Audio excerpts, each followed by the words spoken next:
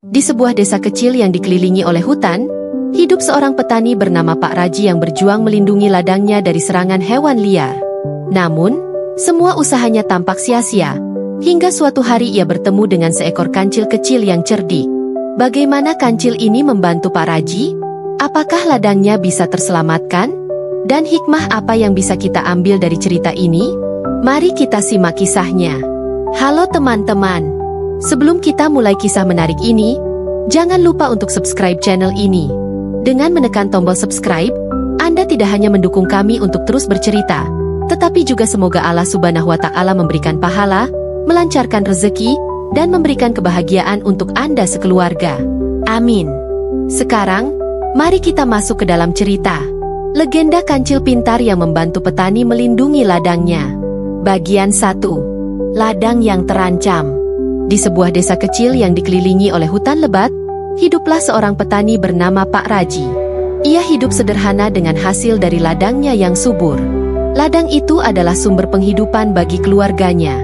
Setiap hari, Pak Raji bangun pagi-pagi sekali untuk bekerja di ladang, berharap bisa memanen hasil yang cukup untuk menghidupi istri dan anak-anaknya. Namun, akhir-akhir ini, ladangnya sering dirusak oleh kawanan hewan liar. Babi hutan mengacak-acak tanah, monyet mencuri buah-buahan, dan rusa merusak tanaman muda. Hal ini membuat Pak Raji merasa putus asa. Ia mencoba berbagai cara untuk mengusir hewan-hewan itu, seperti memasang pagar kayu dan menyalakan api unggun di malam hari, tetapi semua usahanya sia-sia. Semakin hari, kerusakan di ladang semakin parah. Pak Raji mulai khawatir tidak bisa memberi makan keluarganya. Dalam hatinya, ia bertanya-tanya apakah ada cara lain untuk melindungi ladangnya dari serangan hewan liar.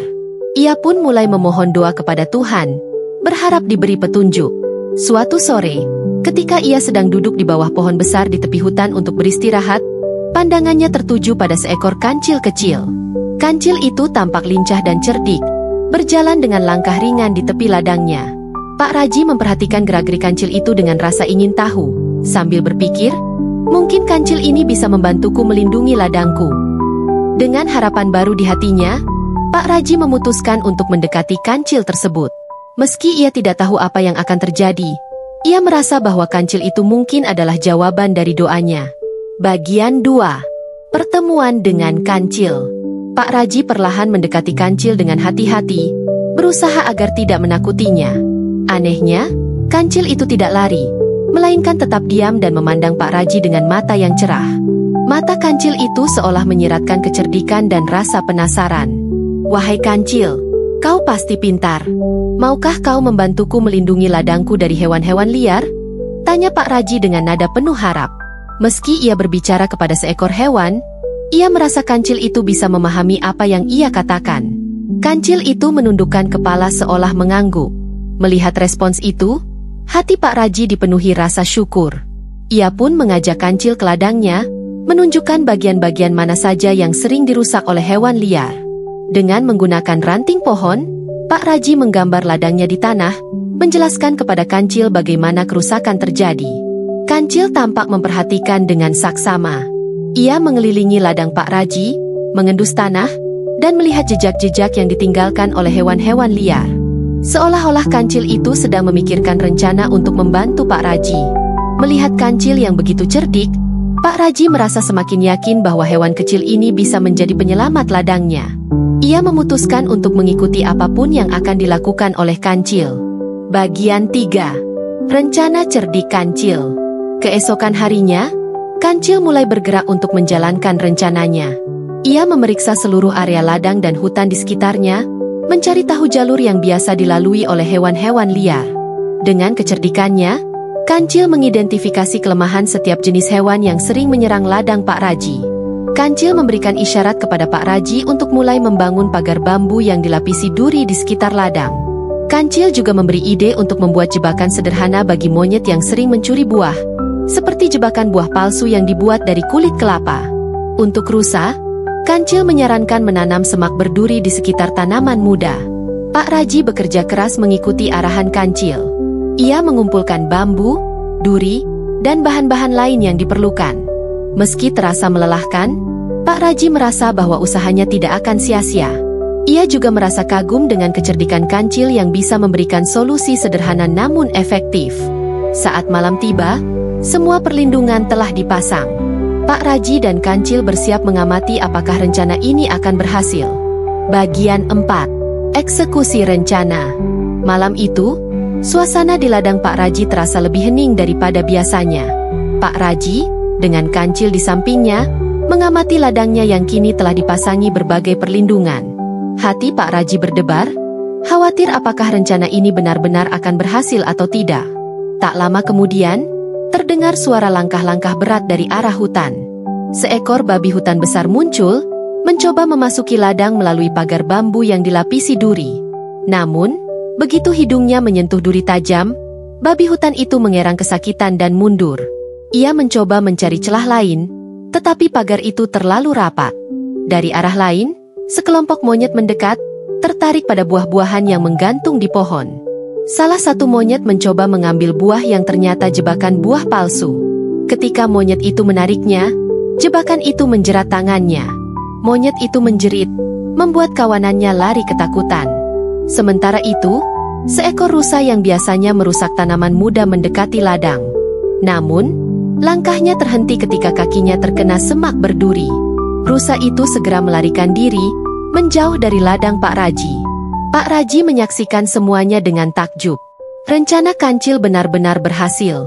Untuk pertama kalinya dalam beberapa bulan, ladangnya tetap utuh sepanjang malam. Ia merasa sangat bersyukur atas bantuan Kancil kecil yang cerdik ini.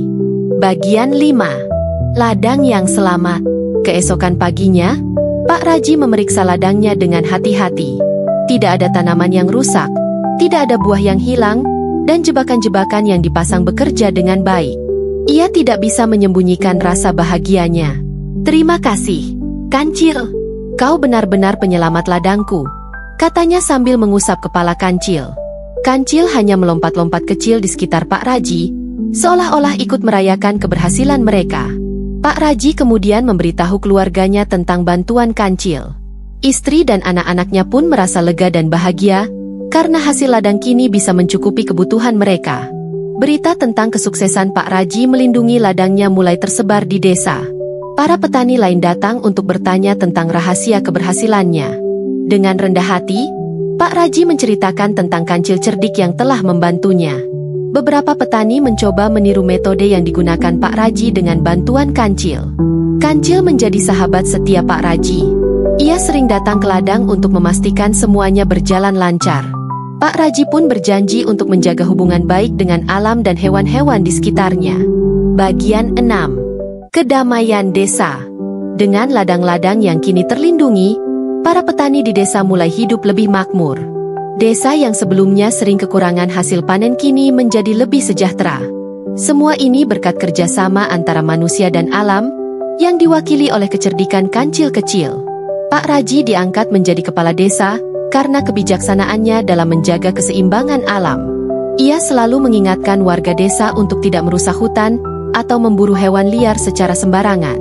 Alam adalah sahabat kita. Jika kita menghormatinya, ia akan memberikan kita keberkahan, kata Pak Raji dalam sebuah pertemuan desa. Kancil tetap menjadi sosok yang dihormati di desa itu. Meski ia tidak tinggal bersama manusia, ia sering muncul di ladang Pak Raji atau di tepi hutan, seolah-olah mengawasi desa dari kejauhan. Anak-anak desa sering bercerita tentang Kancil kepada teman-temannya, menjadikannya legenda hidup di tempat itu. Bagian 7. Pesan moral. Kancil akhirnya kembali ke hutan, tetapi kisahnya terus dikenang oleh warga desa. Pak Raji mengajarkan kepada anak-anaknya dan generasi berikutnya bahwa kecerdikan harus digunakan untuk kebaikan, bukan untuk menyakiti orang lain. Dari kisah ini, kita belajar bahwa kerjasama antara manusia dan alam dapat membawa manfaat besar. Kebaikan hati dan kecerdikan, seperti yang ditunjukkan oleh Kancil, adalah nilai-nilai yang harus kita jaga dalam kehidupan sehari-hari. Pesan moral. Dalam kehidupan, kecerdikan dan kebaikan hati dapat membantu kita mengatasi masalah yang paling sulit. Dengan kerjasama dan saling menghormati, manusia dan alam dapat hidup berdampingan dengan damai.